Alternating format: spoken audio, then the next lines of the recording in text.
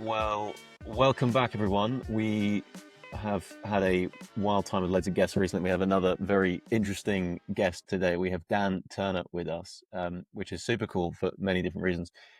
Dan is a personal advisor. He's a coach. He's a scientist. He's a public speaker.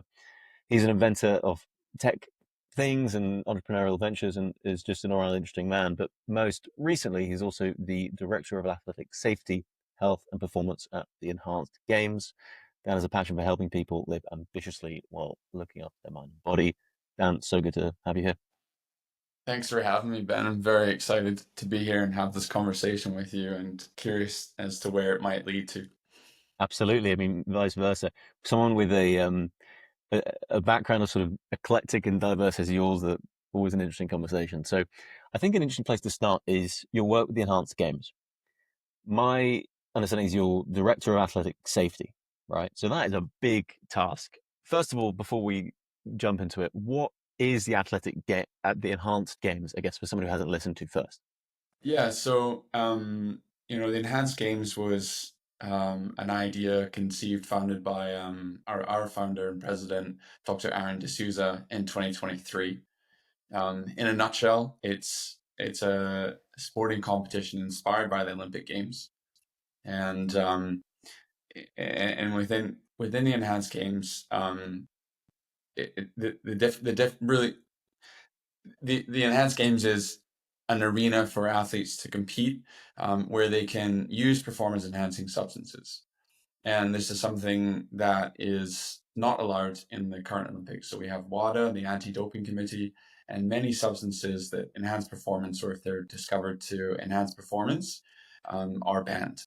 And the reason why the Olympics did that is, one is they were wanting to create a fair competition between athletes, and also related to health risks potentially associated with the use of some of these substances. So the Enhanced Games differs from this point of view. We allow for the use of many of these substances. Most people, when they think about performance enhancing drugs, they'll think about anabolic steroids, but there are many others. There are growth factors like growth hormone. There are metabolic modulators. There are stimulants. There are all these different types of substances that can be used by athletes. And what's interesting is many of these substances are medically prescribed to individuals for the purpose of optimizing their health. And so where the Enhanced Games is very similar to the Olympics is we deeply value the spirit of sport, the idea of fair competition, and we deeply value the athlete's health, longevity, and sustainability in their career. And so, what's a couple of things that Aaron sort of realized with the current setup of the Olympics is often it can be quite unfair. So it's reported that almost 20 to 50% of athletes are using banned substances in competitions like the Olympics that are anti-doping, and which creates a lack of fairness within competition. You could literally have an athlete third on the podium and looking at an athlete first place and always wondering, did they take performance enhancing drugs? And that creates an element of less fairness in sport.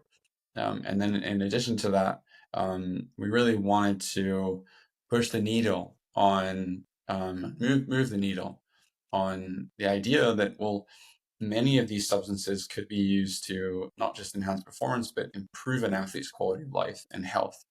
And we don't know how that might be the case. We don't have amazing science there to explore this. Athletes are pushing the limits. They are trying to figure out what they are capable of, trying to break world records. And so they are tinkering with many of them are tinkering with these substances, not just to improve their performance, but improve their health. So the Enhanced Games allows for an arena to do that. And the final thing I'll add here is that what we really evaluate in Enhanced Games is paying athletes fairly based on their achievements, but also providing them with medical supervision, that they won't get comprehensive medical supervision, comprehensive medical care that they don't get anywhere else, which, as we know, I live in America right now, it's very expensive to get comprehensive medical care. So Enhanced Games wants to provide that to its competing athletes as well to make sure that they are safe. Okay, great. So your role is you're the director of athlete safety, correct? Yeah. Yeah. So how are you thinking about the safety of, as you said, these banned substances aren't just anabolic steroids, right? They're a whole spectrum of things. On that spectrum, how do the degrees of safety for the actual substances vary? And what Yeah. common misconceptions are there around those kind of things? Yeah. Yeah. Great question. So I think when we sort of think about safety from the point of view of in professional sport and even just beyond sport, but in order to innovate and in order to progress, every human has to take a risk, right? Like the two can't be separated. So if you're an astronaut and you want to go into space, there's an element of risk to that, right? I think it's somewhere in the range of, I think it's there's some athletes don't some astronauts don't return from space. I think it's the range of 2 to 4%, for example. So there's an element of risk, but there's a reward that's involved there in order to like see what we can achieve. So when we think about safety, we think about health, we think about medical supervision, and when we put into the mix the use of performance enhancing drugs, we might sort of think, well, this is very unsafe to use these substances, right? It's like it's not responsible innovation. But when you actually dig into the literature, for example, you have the events, the sudden death events in athletes is less like the cardiac events in professional athletes is around about 2% of cardiac events leading to death in athletes is related to the use of drugs. So very, very small amount. And many of these performance enhancing drugs that I've mentioned are used worldwide. So, for example, there are millions of individuals in the US that are using anabolic steroids, and they're using it to optimize their health. You might have heard of it, otherwise known as like hormone replacement therapy. So many of these substances, growth hormone is also another one. And the linkage between using these substances and having a serious cardiac event or having serious side effects is not a direct linkage. So it's not cause and effect. You take this substance and it's going to lead to insidious events. It's the misuse and abuse of these substances that then leads to health issues. And if those health issues are not monitored or detected, then that's when this negligence leads to indirect issues caused by these substances. Mm. And so when we think about safety, we have to think about, well, how do we create safety for athletes who are using these substances? Well, one is to prevent misuse. And misuse is overdosing, which is one. And so that's not, taking a ton of testosterone and gear and seeing, how the response there. It's being like very strategic about how you use these substances so that it works with your training. And that requires medical supervision. And so what we're doing at Enhance is we're building a medical program with top scientists, medical physicians, everything from mental health experts through to sports cardiology, through to hematology, through to looking at different biological systems, female health. And we're looking at monitoring these athletes as they use these substances to get to their peak for competition. And that allows us to then look at the athlete's health over the course of the time frame leading up to competition and after the competition to make sure that they're staying safe, if you will. Mm. And then the other reason why some of these substances have a stigma against them is the stacking of substances. So it's rather than just taking, just testosterone, what you'll find is that athletes or individuals that are using these substances will tend to stack them. And this has been within the bodybuilding space, there's a lot of stacking occurs with different substances. And they're trying to put different combinations of substances together. And when you do that, it becomes and you're not medically supervising and not doing blood testing, and you're not like being strategic about what you're doing, you're sort of just stacking all sorts of things that might not interact well with each other. That's also creates an element of risk as well. So we can create strategies around this with medical supervision to prevent the like suboptimal stacking of substances, which is where things can kind of get out of hand.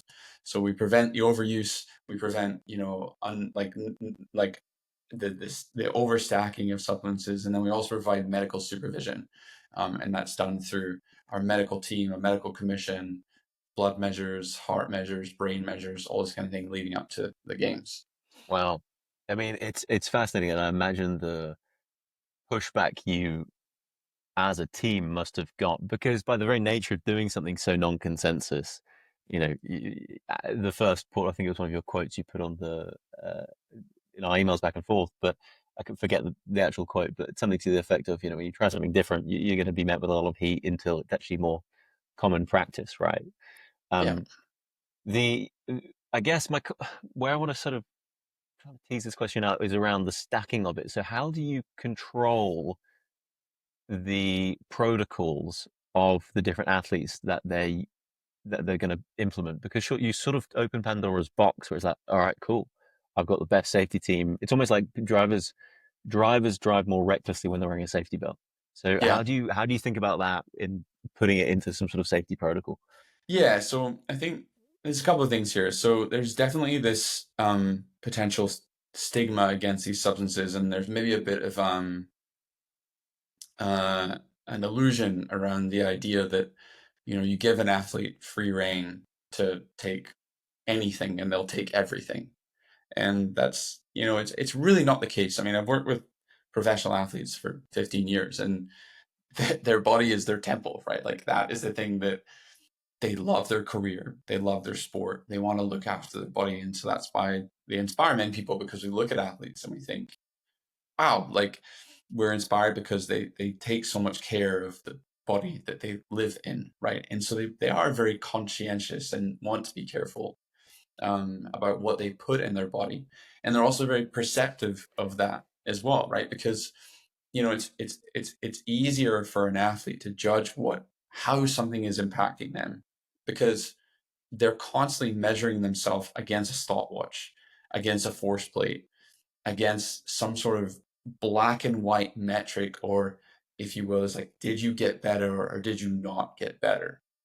And so when we consider that as like the core of, we're able to look at their performance every week, every couple of weeks, every month, this is a great barometer for us to start determining how these substances might affect the individual.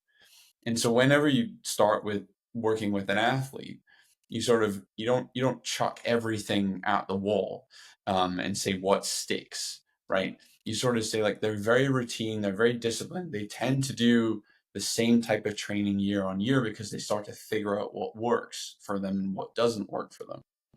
So the idea of just suddenly stacking a bunch of substances all at once and seeing what sticks and what has an effect is really not an approach that I think any athlete will want to take anyways. And then we at Enhance want to be partners in performance with the athlete. And so we're at Spire, we're setting up a research-based program that's going to be approved by a world-renowned ethical board.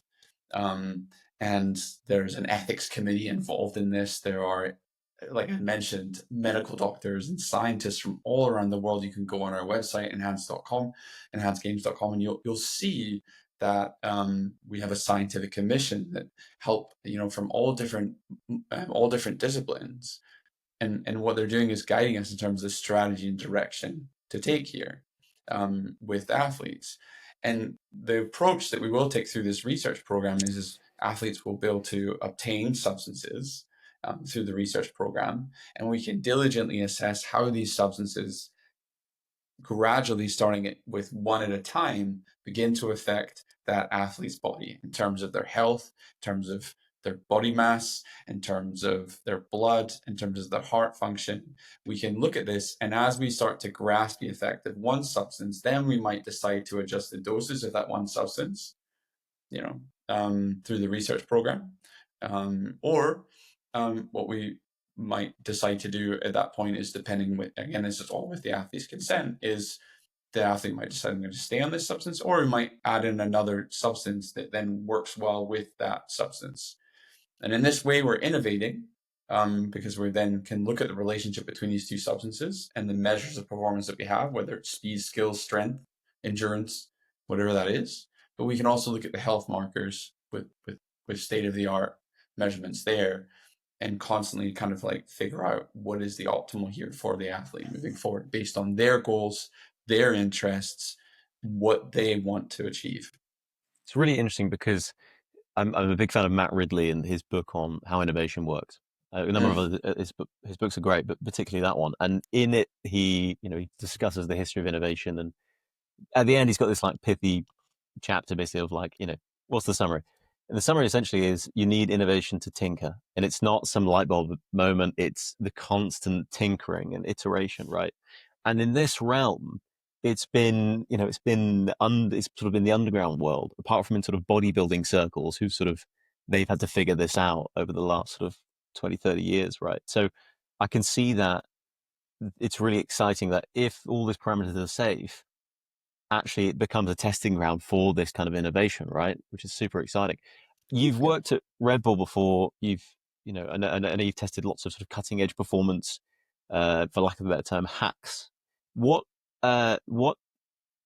protocols, banned substances in traditional sport are you most excited by personally, just to see what they can actually do? Look, I think the anabolic steroids are kind of like the initial interest, right? It's sort of like, my short answer would be, we want to know what it's still not conventional, right? But like, the use of anabolic steroids is very interesting in sport. I think there's not a sports scientist in the world that will look at certain events in the Olympics and think, is that athlete on performance enhancing drugs? And mostly people will think, okay, it's some form of steroid or something like that, because of the effect that it has on the muscle. And I think that's where this science will start. Is really going from anecdotal of like, okay, these are the effects of various androgens. These could be like testosterone esters. But then as we progress from there, I think what I find particularly interesting is, I think beyond the steroids, I think you know modulators of sleep and recovery, things that are really going to, like, metabolic modulators of sleep and recovery are very interesting. So when I think about that, I think about, for example, like something again, and I'm not endorsing the use of these without medical supervision and without a research practice, but for example, meldonium is a substance that has appeared um, in detectable tests used by the uh, anti-doping association, and it's particularly interesting because it's designed to increase oxygenation to the heart and to other areas of the body. And I think that could be particularly interesting. And so some people would think, well, okay, if we can oxygenate the body more, we can potentially reduce the inflammation, the free radical buildup within the body. But then we could also help an endurance athlete. But what I find particularly interesting is could this be helpful for like sprinters, for example? Could this substance be helpful for athletes earlier in the off season? So it's not just like a primer for competition, but potentially it's like interesting for athletes to use in their off season to help them manage like a training load. So I think that's quite interesting. And then I think one that's relatable to everybody, and I don't have an answer for this yet in terms of what substances would be helpful, but I know that sleep deprivation is something that affects us all. And maybe that's because you have groups of people that, don't have the time to sleep, or you have groups of people who are very ambitious, whether that's a doctor, a surgeon, an entrepreneur, an executive in the corporate world, and for whatever reason it is, it's like they choose to compromise on sleep to achieve certain goals. And I think we all, maybe part of adulting is just having chronic sleep deprivation. And we know that sleep is so important for recovery of our nervous system, for replenishing hormones that we need on a daily basis. But is there a way that we can sort of help individuals deal with a lack of sleep? And so in the military, having worked with them quite a number of years ago, they were using a substance that is not banned, and that's creatine in low dosage forms. So, for example, something in the range of 3 to 5 units a day, milligrams per day of creatine. And, that's been shown to kind of mitigate the effects of chronic sleep deprivation on cognitive function, right? So we think about, well, when people get tired, they lose their memory a little bit. We can kind of, the consolidation of memory is affected. And it becomes harder to recall things that have happened within a day or within a week ago. And creatine is a substance that's been found to sort of help with that. But I think that's just the start, right? And so, like I said, I don't have an answer for that yet, but I do think there's some interesting nootropic and cognitive enhancers Mm. that could come about that might help with that sleep deprivation. And I think specifically, rather than it being like more of a stimulant, it would be something more that helps with getting deeper sleep and in a short period of time. How do you improve the quality of a 5 hour sleep? Mm. As opposed to how do you stimulate someone more to be more wakeful? And I would really like to see, how do you help people decompress and regenerate better? Um, and that's a particular area I think could have enormous benefits, because we know that sleep is so important to performance. Yeah, I mean, sort of the best true marketing line of all time was Matthew Walker's book, Why We Sleep. What he says, sleep was the best performance enhancing drug no one's taking advantage of, essentially, right? It's like it's so true. Yeah, I yeah. Ben, have you found anything that's been particularly helpful for sleep? If you're one of those individuals, I imagine, given how ambitious you are and all the work you're doing, it's fantastic. How Oh, do well. you, how do you, is there anything you found that's particularly helpful?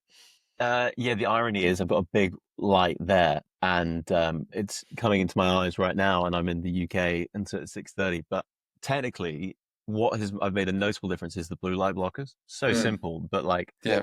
really, especially doing this podcast, I realized how ignorant I was on light hygiene. Mm, And after speaking with Dr. Russell Foster, Roger Schwell, Dr. Roger Schwell, and lots of sort of specific circadian biologists, they mm, take their light hygiene so seriously, and as a result, I've been cloning that, and my sleep quality has improved drastically.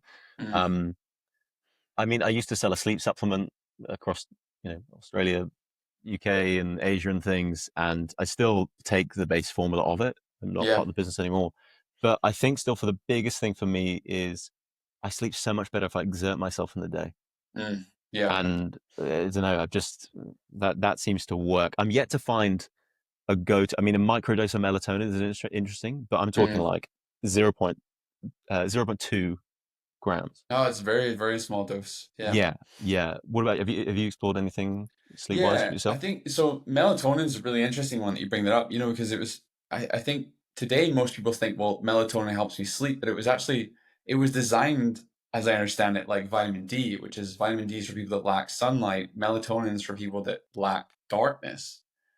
And then they found, down the line, through just people using it, it's like, wow, like this actually can help induce sleep, if you take it before.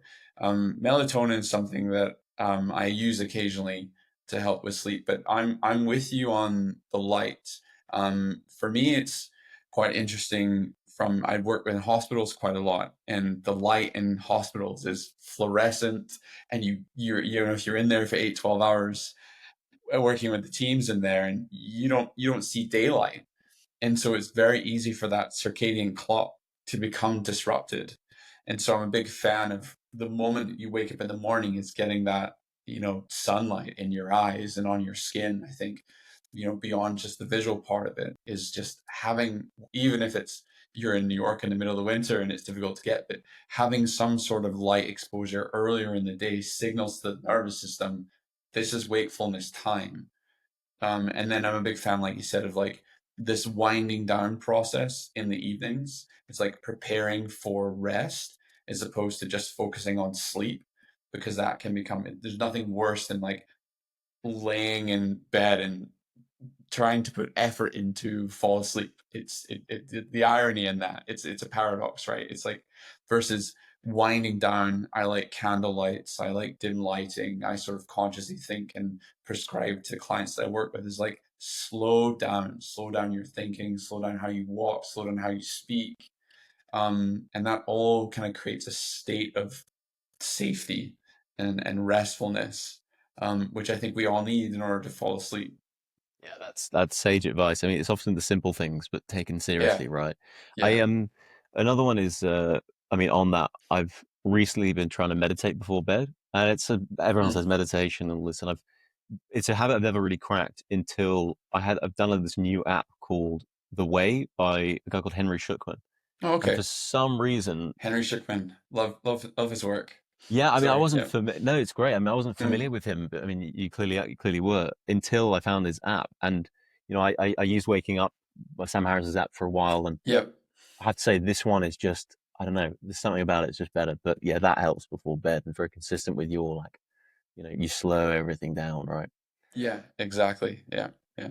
The This is tangent galore, but one of my favorite things to look at is WADA release a document every year, which is the stuff they're not going to quite ban yet, but they're thinking about it. Yeah, yeah. I love looking at it because what do they had? They had some candidates were sort of the ecdysteroids, so ecdysterone, terkesterone, the sort of like it's comparable to like low dose Anavar, but we're not going to ban it just yet. Okay, it's like okay, fine. I think they did actually end up banning it. Mm, Another one which was on Lance Armstrong's, he was on his prescription list was Actovigen. Have you heard about okay. that? It's like extracted calf's blood, super crazy. But this, you might have told me you're pronouncing Meldonium? Yeah, meldonium. Thank you. yeah. Was that the one that all the tennis players got done for?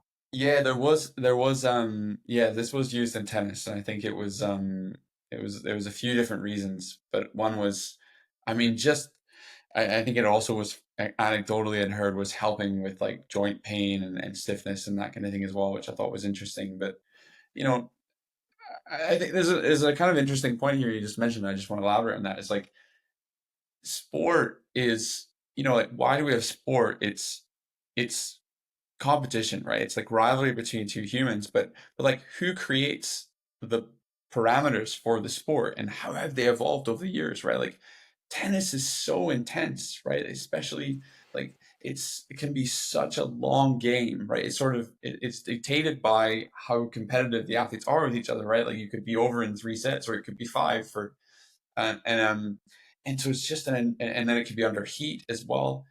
So, and as another example is like Tour de France, right? It's like, these competitions are getting more and more intense every year as like the level of human performance elevates.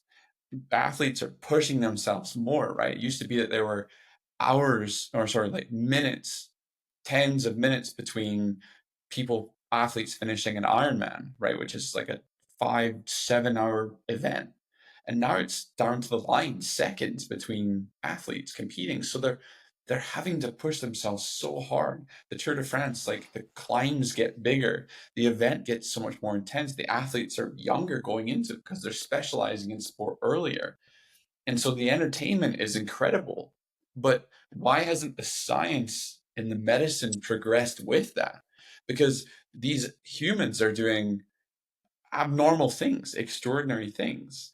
And so I think it really calls for just this, why can't we use modern day medicine to help these individuals? And then outside of sport, it's like, well, I work with a surgeon, and I said, look, clearly one of the things that's going to improve your quality of life is if you can sleep more. And I was expecting them to say, oh, I can't sleep more. And what can I do? But they said, I don't want to sleep more. And I said, why? And they said, because I want to get in more experience as a surgeon in my residency over the next 5 years, so that when those 5 years are albeit done, is then I'm going to be in the best place possible to help my patients get a really good job at a good university, hospital, good institute. And then from there, I'm going to be able to help patients more because of what I've learned and discovered in this 5 year period. And so there's this Mm. real kind of challenge, where I think that's why you have athletes that are constantly trying to tinker with the tier three water list, the exploratory that list, and they're the ones that are finding these new substances and working with pharmacies and that kind of thing to say like, well, what if we just changed the molecular structure of this a little bit, and suddenly now you have a testosterone that is not aromatizing and causing high estrogen. Well, So I I think mean, it's quite interesting. it is. It's like a good example of the Red Queen effect, right? Like, just as Mm. prey gets stronger and faster, so does the predators, and it's like just as the drug testers get better, the people. I don't hate the word cheating, but the people, I guess, in conventional sport, Yeah, it is. doping, It is cheating. Yeah, yeah, yeah, yeah, yeah, they're getting better, and it ebbs each other on, yeah. which I guess is the whole space of let's have a space for it over here, right, with the enhanced Yeah, games. exactly. Yeah, let's have. I love the Olympics. It's like, but let's have a space where what the enhanced games does is an opportunity to athletes to explore and to be in a more fair arena, and then maybe there's less cheating in the Olympics, because yeah, cheating ruins it. I think you're probably right. The I went to a sports school kind of. There's like they give out a lot of scholarships to a wide range of people, and even at like a young age, you do look at some people and think, God, I know you're on something. I don't know what, but you're an Yeah. absolute freak of nature, and you're like 16. I mean, there was actually that interesting. There was a guy. So rugby was my sport growing up. There was a guy in the year above me, whose name I won't say because I just don't. It's all over the. It was all over the news, and his mum was an MP, but he was 16 and he was taking an ungodly amount of steroids, and he was Mm. playing for England under 16 rugby, and he was built like an absolute gorilla. I mean, he was bigger than all the professionals. He was squatting something like 240 kilos at 16 years old. Wow. Yeah. Yeah. And he got, Samoan standards. oh, big time. Yeah, Samoan, but from Dorking or something like Yeah. that, Yeah. right? Yeah. And yeah, so that was my first example of ever Yeah. coming across anyone on steroids. I remember playing rugby against him and thinking, this is just completely different level. So those two worlds should never collide, but Yeah. different sections is fine. Yeah. Last question on the enhanced games is where's the line? Because if let's say I was an athlete in enhanced games and I come to you and say, hey, like I'm working with my doctor and he says that I should edit my genome with CRISPR technology to make me myostatin deficient. So I'll be like one Right. of those myostatin deficient frogs, which I encourage everyone to Google immediately because it's a very interesting picture. Myostatin frog and these most jacked up frogs. It's hilarious. But with that, where is the line? Yeah, yeah. So, there is a line. So one is, firstly, is that because we have comprehensive medical supervision and provide comprehensive assessments, every athlete that wants to compete in the games has to pass our comprehensive medical assessments. And so that is reviewed by an independent medical commission, and it's purposefully independent to enhance, for it to remain ethical, an ethical review of every athlete. Um, and we have a number of experts as part of our medical commission.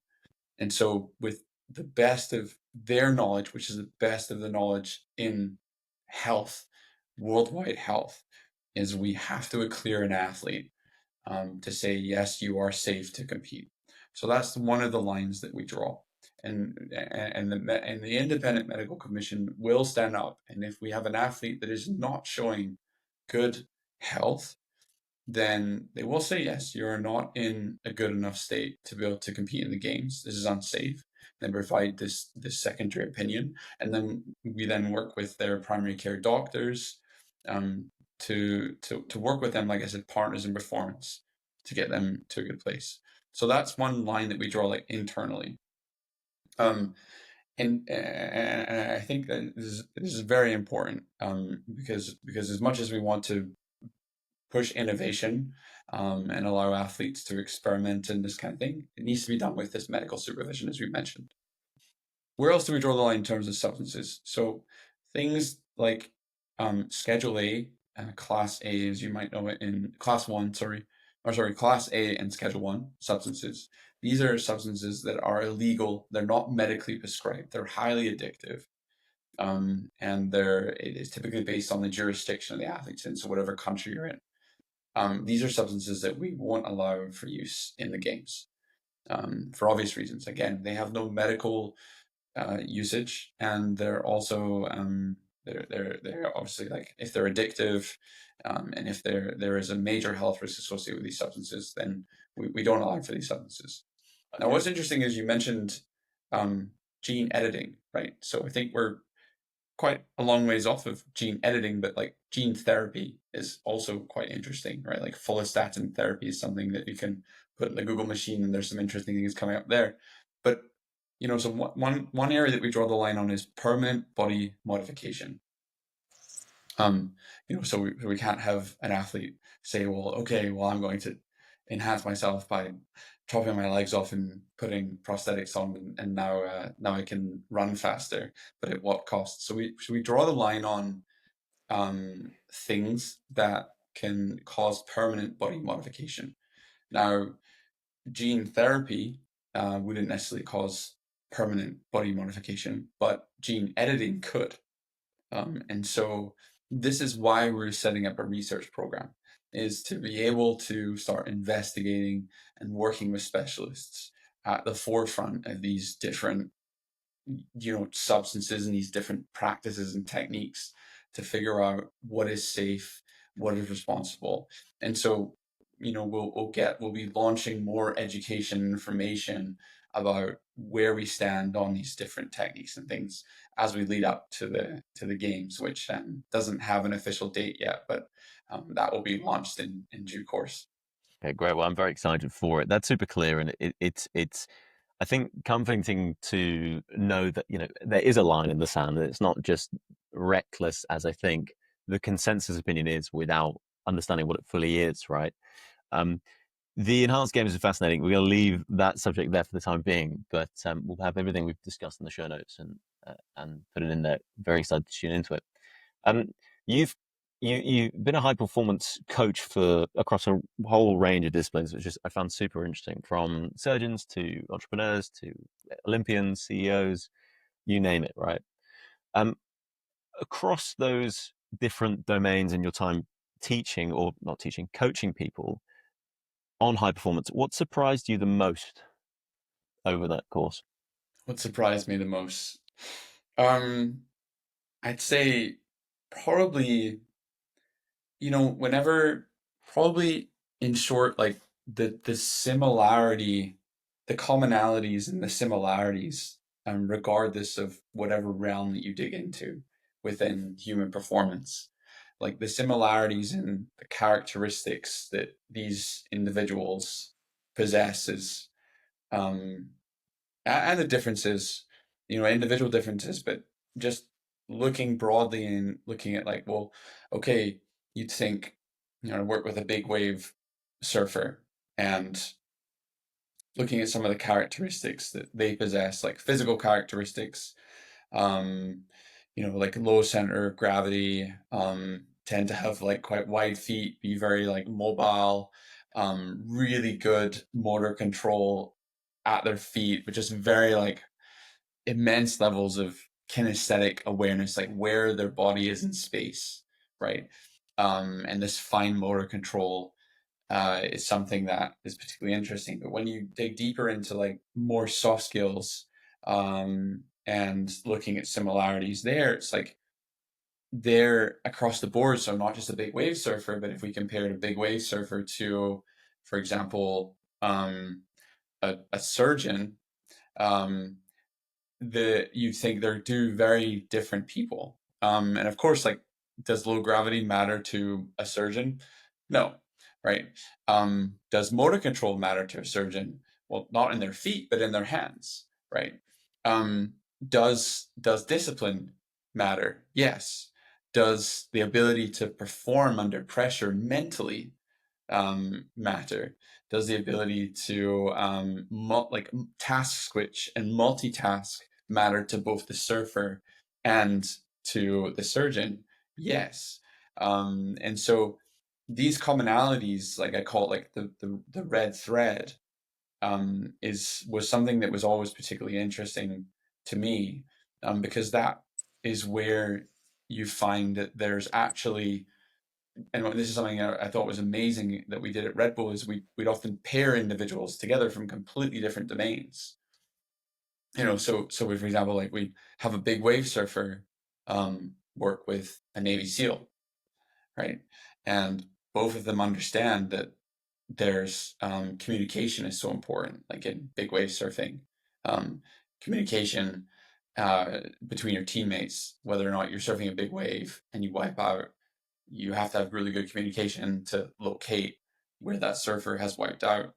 The teammates on the jet ski need to be able to get to that surfer. The surfer needs to communicate what level of support they might need. And this is a big operation. Who's really good at that? Navy SEALs are really good at that, right? They're really good at like looking at where they need to go on tour, mapping the land, communicating very succinctly, concisely with each other. And so when you pair these two groups of individuals together, you just create this whole new paradigm of how to optimize performance. That's And so interesting. yeah, Sorry, I didn't mean to cut you off. no, no, no, no. The It's fun when you combine things you're not meant to combine. Usually, Mm, it's a wonderful sort of non-linear result, right? I think the human commonalities you use, like sort of the human universals on high performance, I think would be super interesting, especially for our audiences. There could be some tangible takeaways mm. that aren't specific to one field. So, what do you? Firstly, everyone is trying to high perform in their own way. Where do you think people struggle the most with high performance, and do you have any tools or sort of tactics people might be able to take into their everyday life? Yeah. So I sort of think about it is so I have an acronym. It's called RED, and so RED. So red is the R is for readiness, and readiness is the tools that an individual the tools that an individual possesses to perform under pressure. And when we talk about pressure, we think about like to deal with risk, to deal with very stressful circumstances, to deal with circumstances that might have high consequences, high stakes. Right. So this, for the big wave surfer that I mentioned, could be, well, there's a risk of death, right? For an executive, there's in the corporate world, there's a risk of potentially losing a lot of money. For a surgeon, there's a risk, there's a pressure for to keep the patient alive, for example, or to execute the operation in the way that it needs to be done so that the patient has the outcomes that they're looking for. So managing this pressure is really, really important, and the athlete or the individual or the surgeon or the entrepreneur needs to be have the tools to deal with that pressure. So that's one, and we can talk a bit about some of what those tools are. Absolutely. The other one is so efficiency, and that's to be able to remain composed um, and efficient, not necessarily in the moment, but over a longer period of time. So this relates more to sort of like, you see this with athletes a lot, is that when they are earlier on in their career, a win is very exciting, right? And that is like, there's a lot of energy from winning that comes with winning. Like you win and you feel elevated, but at the same time, like if you're repeatedly winning, week after week after week, when you're competing, you're also spending energy winning, right? And so it's remaining calm and composed. This, like, of course, like I've won, I've succeeded, but it's also like staying. It's like looking at, well, rather than just having one competition where you win and you expend a bunch of energy, like in this celebration mode, it's like having like this, okay, longer picture, this longer sight of sustainability. And then with the losses as well, so when we talk about efficiency, sort of relating to like emotional efficiency, is like when you lose or you fail, it's like not that doesn't become such a massive thing in the mind of an athlete, in the mind of a high performing human. It's more like, well, I'm human, I'm bound to fail at some point. And to me, the failure isn't the result. The failure is not choosing to try again. And the failure is when we don't learn from the mistake that we made. So if you start making the same mistake over and over again, then we're not efficient with the use of our energy. We're not efficient with the use of our time. And so what high level performers are really, really good at doing is one, they fail a lot, but they fail quickly and they bounce back even quicker. And they bounce back by not making that same mistake twice. And so that means that you need to, if you don't get the result that you're looking for, you have to take away the emotion from it. And you find a technique to do that, whether that's meditation, whether that's going for a walk, playing with your dog. You get yourself into a more emotional state, which is constructive to be like, I need to be efficient here with my time and energy. And I need to problem solve, critique myself about why I didn't get the result I wanted to, and come up with a logical solution as to how we're going to progress and not allow this mistake to happen next time around. And then the last one is durability. And so durability is more related to how you look after your body. And again, I'm a big believer in what you do now with your body is what you put into your body, how you move. Um, that is going to affect you 2 years down the line. So sometimes we might be taking a supplement or a herb or a botanical now, and we might not notice anything. We might have a little practice that we do once every, couple of days in terms of exercise or something like that.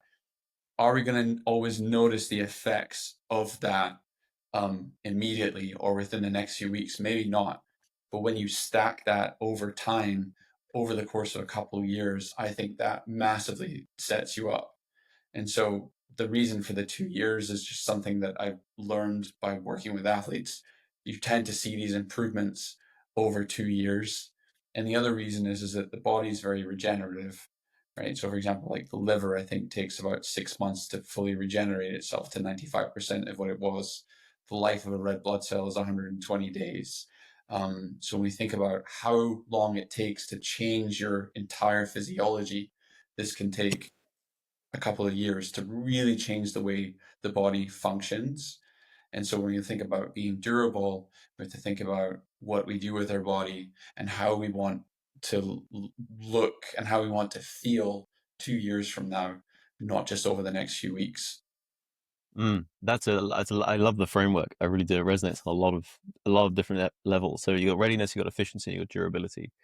On the efficiency thing with you said something to the effect of you know they take the most shots on goal, right? High performers, they're not afraid to be uh, foolish in that sense, right? Mm, It reminded yeah, me of this thing: the best quarterbacks take the most throws, which means they actually miss the most as well. yeah, yeah, But yet, as you know, go back to your framework here, it's like, okay, how do you park that quote unquote loss and not let it disturb that equanimity? It's easier said than done, I guess. yeah, yeah. It really is. Yeah, exactly. It's constant perspective taking, and it's also realizing that it takes a team, right? And so I think there's often a point where everybody struggles. Everybody struggles with these things. Even people that are at the highest level struggle with uh, losses and failures and that kind of thing. But one thing that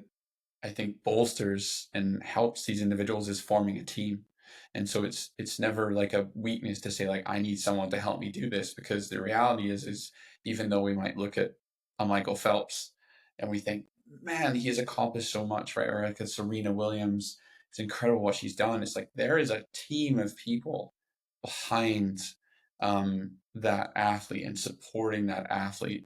And even in the corporate world, like there's a team of people that they've built. And that's why, if I could say like, well, what is the number one skill that anybody could learn, um, is communication, is at the end of the day, you need to be able to communicate your needs and demands in some cases to other people, and whether or not those other people are on your side or not. Without the ability to communicate, you can't form that team around you. And if you don't have a team around you, even if it's just one other person, and they aren't aware of where you're currently at, then you are on your own. And that creates a lot more pressure, because then it's just you. And that's why I think that is like, learning how to communicate is such a good skill. And it's not just like being articulate. It's more just, you have to develop an awareness within yourself about what is actually going on with me. And then how do I explain that to someone else? Because Mm. until you can explain that, might not even be verbally, it might just be like, look at this of how what's going on.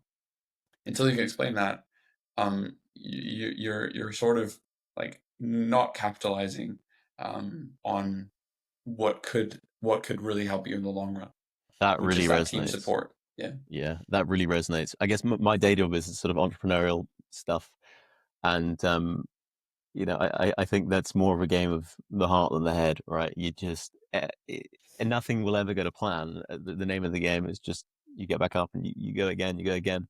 And it tests your resilience muscle, right? But I Mm. think people externally look at that as a individual sport. But to your point, you need that team, and even if it's like an emotional support network, like I think the most underutilized tool for an entrepreneur's life is if they've got a really supportive other half who Mm. they Yeah, can, that they're the unsung heroes in that game.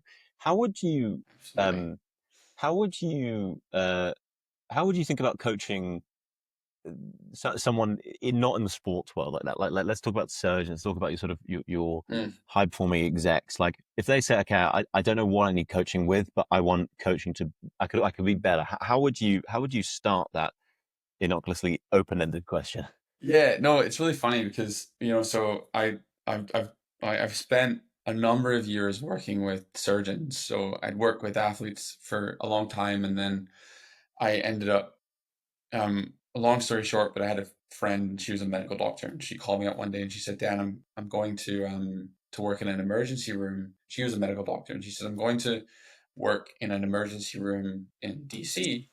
And I said, oh, that's really cool. What are you going to do then? She was like, oh, I'm going to do human performance, like the stuff we do with athletes, like the stuff you do with athletes with the surgeons. And I said to her, okay, cool. And I said, well, and she's like, do you want to come and help out?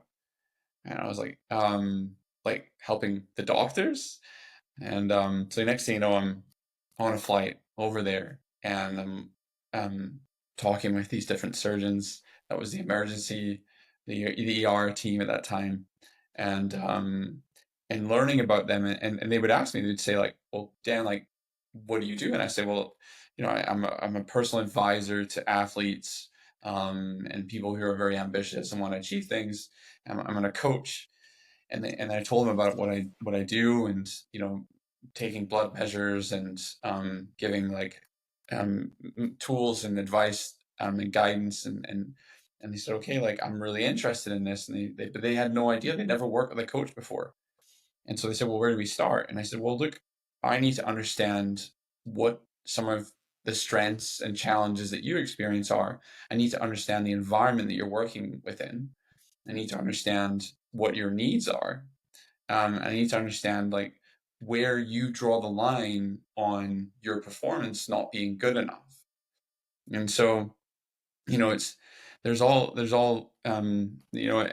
surgeons it's slightly different. It's like they're not looking for like this peak in one day of the year, right? Or a few days in the year, like an athlete. It's like they're trying to make sure that they stay sustainable throughout the entire year, at a high level. And so where I start is like a needs analysis. And so I really like to sit down with these individuals, do some blood assessments, do whatever other assessments that we need, whether it's heart, brain, cognitive function, get to understand like what their challenges are, and then what matters to them, um, on a physical level, maybe even on like more of a spiritual level as well, like what matters to how they want to progress in their life. And then from there, you can start to sort of evaluate and audit them and say, like, look, these are some of the things that I'm seeing where they might be some blind spots that you have. And that's usually where we start, is the blind spots. It's like, oh, I hadn't realized that this is something that is limiting me. And it might be that the sleep that they're having a lack of is limiting them. It might be that communication as a skill are lacking.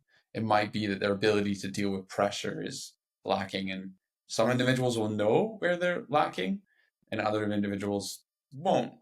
And so it just like it's a process of going through this assessment to figure out what they really really need, and then prioritizing those needs against what their desires are, what they really want to achieve. Yeah, I imagine it's super hard, right? Because if you're too close to the system, you can't see it objectively. So you have someone external come in, and you're like, well, you highlight a blind spot, and I'm sure it's obvious in hindsight for them. But I mean, just use what I'm trying to think what my blind spots at the moment are. But maybe that's some food for thought. Um, how are you doing for time, by the way? I'm fine for time. I could go for another 10 minutes. That's Okay, okay with cool, me. Yeah. perfect. Yeah, yeah, great. Just conscious you're in a different time zone and Thanks. start your day. Um, okay, so high performance. That's like sort of, I guess, like a zooming out where you'll have this sort of like holistic approach, and you'll come on in. Mm. Um, I I know you're also you've been trained in uh, Siberian herbology and things like this. Am I getting that Yeah. wrong? Yeah. Homemade toxicology and botanicals and herbs and all that kind of thing. Yeah. Love that. Love Eastern it. side of things. Okay, cool. Well, I mean, I love a botanical or two. Um, so I guess a question for you is if you could go long a couple of botanicals and you go short a couple of botanicals, you're betting for some and you're betting against some, maybe some that are overhyped or underhyped. What would you, how would you think about that? Interesting. Yeah.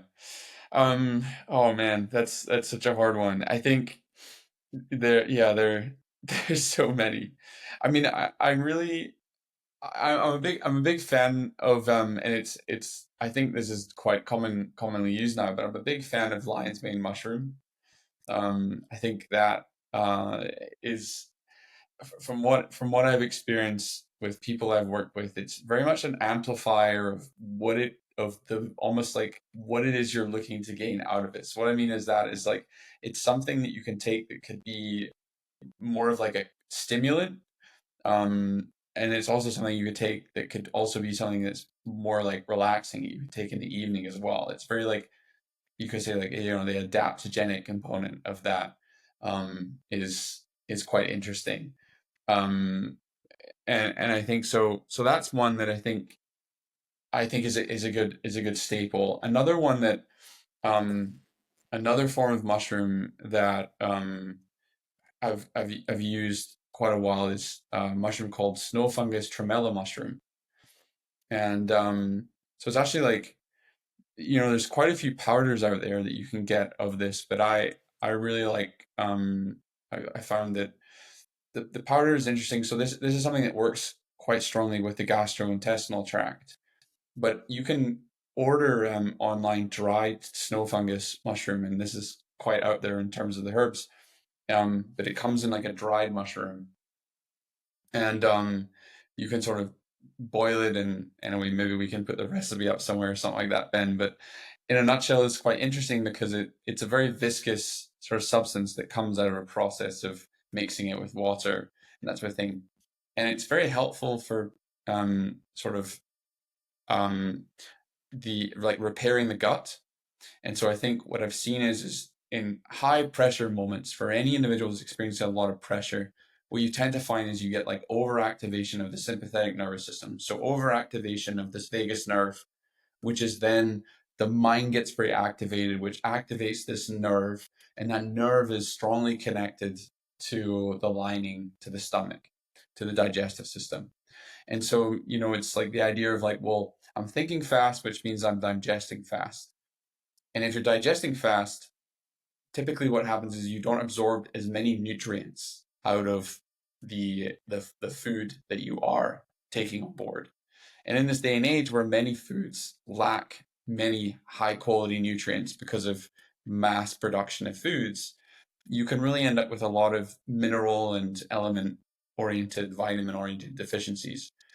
So what we were finding, and this is very experimental, is like the use of tremella, whether it's in its powdered form, or in its more like kind of like Dan recipe form, if you will, really helps prepare the gut quite strongly, and it's increasing the absorption of the nutrients, Oh, which I thought was very helpful, and within a few weeks. And so we're doing some experimentation with some microbiome tests, looking at these levels in combination with blood levels to see whether or not we're getting improvement. And so we're just having individuals using this tremella mushroom and seeing improved blood profiles of different vitamins and minerals without any change in their supplement plan, just by taking this tremella mushroom.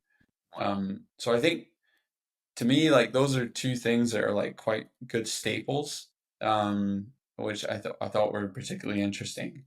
brilliant Um, answer. I haven't heard yeah, of the tremella one before. And would you recommend does the timing of day matter of Yeah, tremella? so typically people would take it on in the morning, and we were using it on a fasted stomach, and you would have like a cup of it, for example, and then from there it's like very viscous, so it sort of like can create a sensation of fullness, which can be helpful for people that are intermittent fasting as well, or fasting for a prolonged period of time, typically in the morning, and that's, and so this is a bit more to that as well. Is like it's very interesting, like the timing of different herbs and substances that you're taking, and whether you take them fasted or with food, or in the morning versus the evening, they can have different effects. And so if anybody's out there that's kind of in this biohacking space, I think it's always worth, like, if you have a supplement that you're working with, and and you're finding that you're not noticing any improvements, it could just be that it's not necessarily the substance that isn't right for you, it's just the timing of when you're taking it. So an example of that is, we found that, like, taking omega-3 fatty acids, some individuals would not see an improvement in their fatty acid profile, but then when you have them take it in the morning, when they're not taking that substance with food, sort of taking it on an empty stomach, you'd see massive improvements within a 3-week time period. And were otherwise, when they were taking it with food, we weren't seeing any improvements. So That's just because a substance isn't having an effect, often doesn't mean that it's not the substance at fault. It's not necessarily like not the right substance. It's the timing of your taking it as well. So those beautiful. are a couple of thoughts I have on those. There is so many herbs, but geez.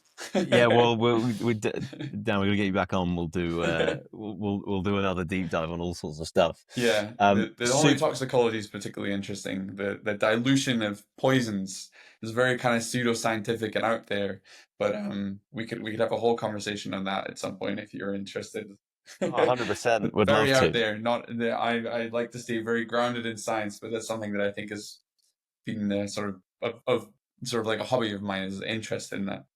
Beautiful. Well, it's all tied, right? And Yeah, you pick up one thread, you find it's connected to everything else, right? Um, could speak to you all day. You've got a fascinating mind and super. I love how sort of eclectic your world is. It's very fascinating. We'll end thanks. with some quick fire questions if that's cool. Let's go for it.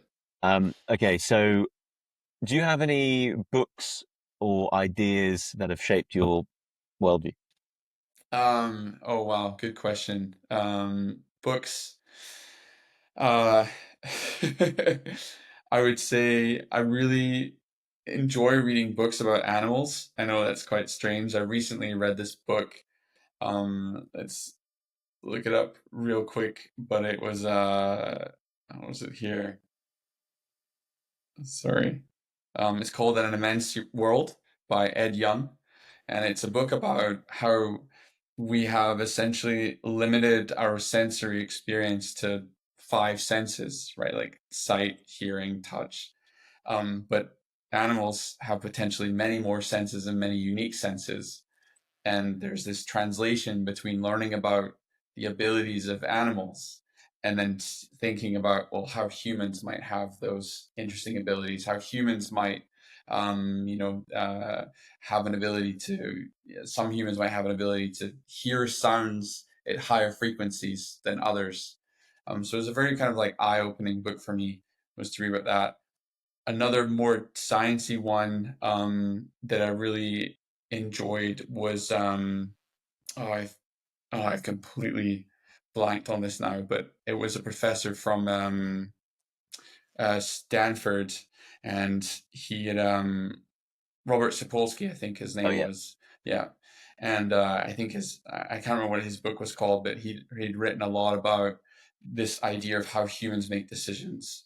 And the way that he'd laid out the book was looking at how we make decisions based on our evolutionary background, our ancestry, all the way through to like the influences 12 months before you make a decision, 6 months to weeks to minutes to seconds of when you make a decision. And Robert Behave, I think. Sapolsky just, what's it called? Behave. Behave, exactly, yeah. And that was just such a really, really just interesting perspective to me. I think about human decision making, and the practical part of that is when you think about the decisions that we make on a daily basis, to really think about what is influencing you in that decision and who is influencing you in making that decision. And if your body isn't in a good place, if your mindset isn't a good place, you might not be making the best decisions for yourself in mind or for others in mind. And so if we can think more holistically over time about the decisions that we want to make, looking back in time, then maybe we're in a better place to make more profound decisions that align better with who we want to be and the type of people that we want to be around. That's a lovely answer. I'm pleased I asked. There, I will put both books in the show notes. Last question from me, which I'm sure you've been asked before, because the man in question who is associated with this question is on your cap table at Enhanced Games. It's the Peter Thiel question, which is, what important truth do you believe that very few people agree with you on? Mm, um, oh wow, that's that's a hard one, Ben. What important truth do I believe that few people might believe? Um, I think, oh geez, I don't know if many people don't believe this, but I think going back to what I said earlier is that I think every no human is limited.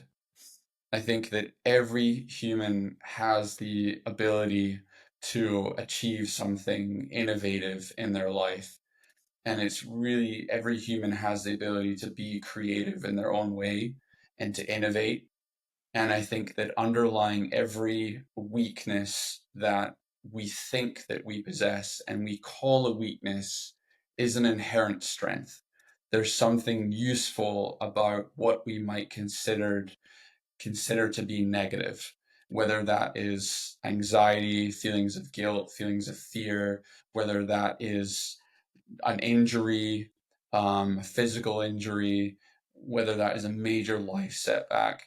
There is something to that that can be used and learned to perform better.